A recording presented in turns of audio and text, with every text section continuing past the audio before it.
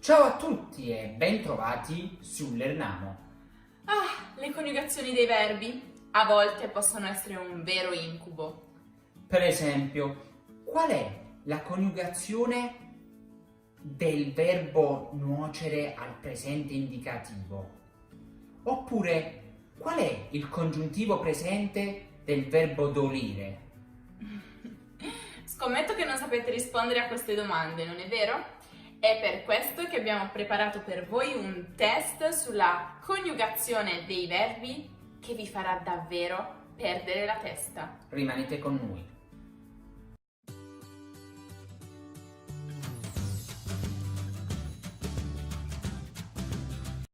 Ok, munitevi di carta e penna. Perché vi serviranno per scrivere le risposte. Bene, iniziamo con il primo verbo, solere. Qual è il presente indicativo di questo verbo? Vi do 10 secondi per scriverlo, ma se vi serve più tempo potete sempre mettere in pausa il video.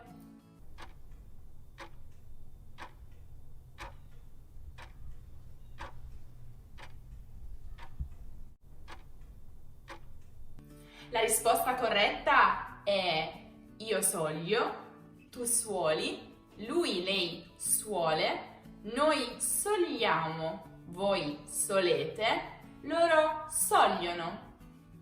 Il secondo verbo è nuocere.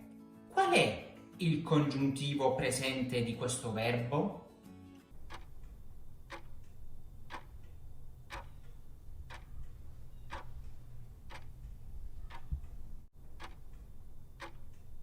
La risposta corretta è io nuoccia, tu nuoccia, lui, lei nuoccia, noi nuociamo, voi nuociate, loro nuocciano. Il terzo verbo di oggi è fremere. Qual è il passato remoto di questo verbo?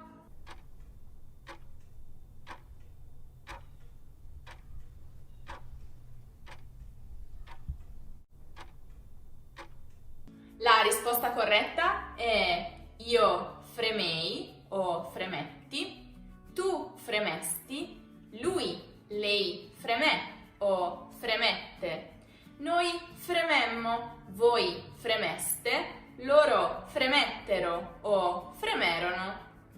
Ma ora passiamo al quarto verbo, soccombere. Qual è il futuro anteriore di questo verbo?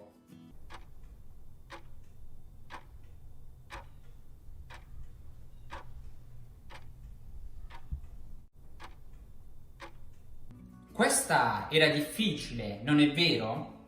Volete sapere perché era così difficile? Beh, perché semplicemente non esiste il futuro anteriore di questo verbo.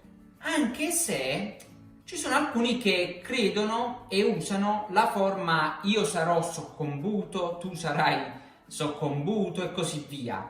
Sinceramente io non ho mai sentito alcun essere vivente usare questa forma in italiano. Però ve l'ho detto. In ogni caso, se volete ripetere il futuro semplice e anteriore, non perdetevi la lezione che abbiamo realizzato su questo tempo verbale. La trovate nella card e nella descrizione. Il quinto verbo è contorcere. Qual è il presente indicativo di questo verbo?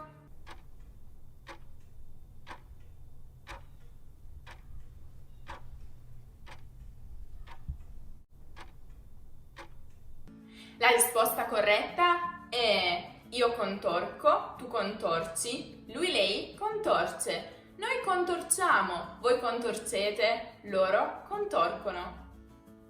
Il sesto verbo è benedire. Qual è l'imperfetto di questo verbo? Vi do due opzioni per aiutarvi. A o B.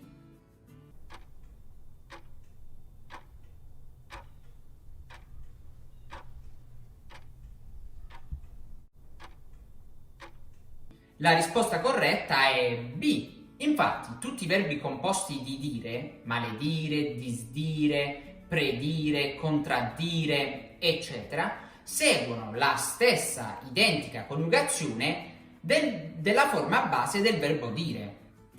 Il settimo verbo è dirimere. Qual è il participio passato di questo verbo?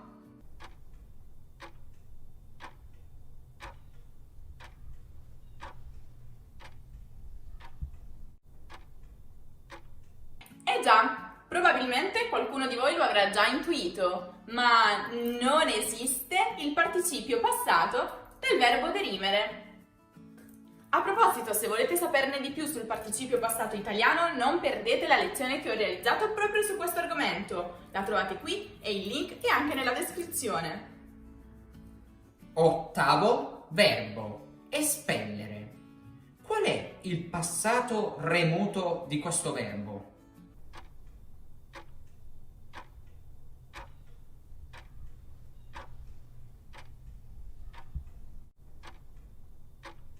La risposta corretta è io espulsi, tu espellesti, lui, lei espelse, noi espellemmo, voi espelleste, loro espulsero.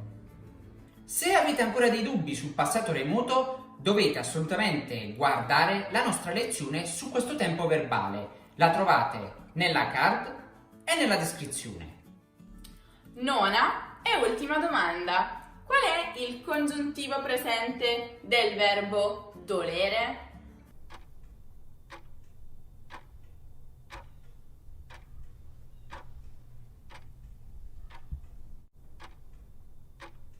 La risposta corretta è io dolga, tu dolga, lui, lei dolga, noi doliamo, voi doliate, loro dolgano. Anche in questo caso, se avete ancora dubbi sul congiuntivo, su come si forma o come si usa, non dovete assolutamente perdervi la lunga serie di 5 video che abbiamo realizzato proprio su questo argomento. Come sempre lo trovate qui, ma il link è anche nella descrizione. Adesso, prima di passare a Chiediamo, la rubrica in cui rispondiamo alle vostre domande, vorremmo sapere nei commenti quante risposte corrette siete riusciti a dare. E mi raccomando, nessuna vergogna se avete sbagliato molte coniugazioni. Come dice il detto, sbagliando si impara.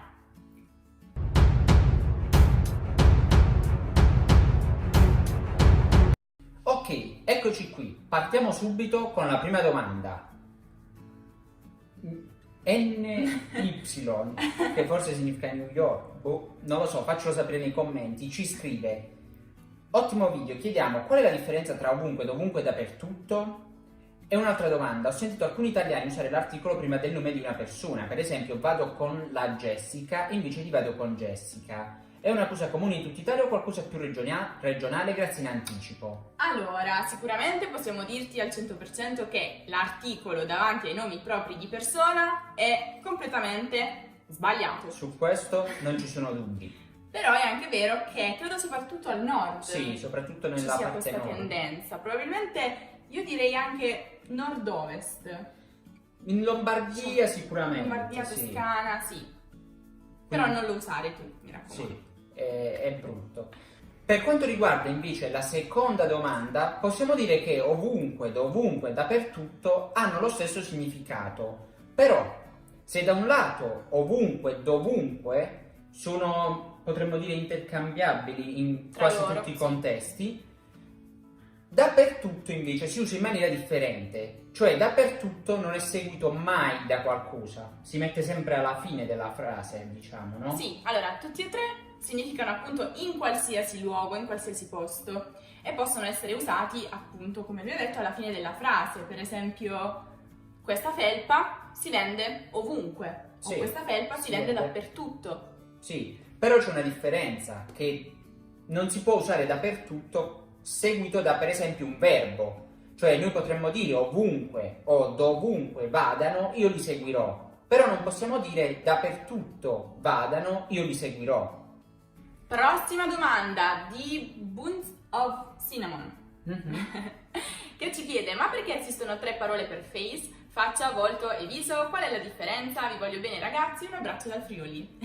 Allora, possiamo dire che queste tre parole hanno lo stesso identico significato, però Secondo me c'è una differenza per quanto riguarda la parola faccia rispetto ad altre due, ossia faccia si può usare anche per riferirsi a qualcosa di non umano, cioè si può dire per esempio che una moneta ha due facce, però non si può dire che una moneta ha due visi o due volti. Esatto.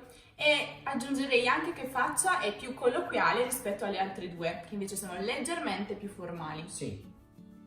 E infine abbiamo una domanda di Sparglemme Cupula, che speriamo non sia una parolaccia, che ci chiede perché si usa camicia a fiori, brioche al cioccolato e così via invece di invece di dire camicia con i fiori o brioche con la cioccolata, eccetera. Allora, è possibile, credo, anche usare il con. Sì, potresti dire una brioche con la cioccolata, una camicia con i fiori. Però Non è naturale. no, perché con le fantasie dei tessuti e con i gusti usiamo di solito la preposizione a. Sì, è la tipica struttura che usiamo in italiano. Una camicia a fiori, una camicia a quadri, una camicia a fantasia e così A righe, via. come il nostro muro, sì. Così come il gelato al cioccolato. La famosa canzone, gelato al cioccolato.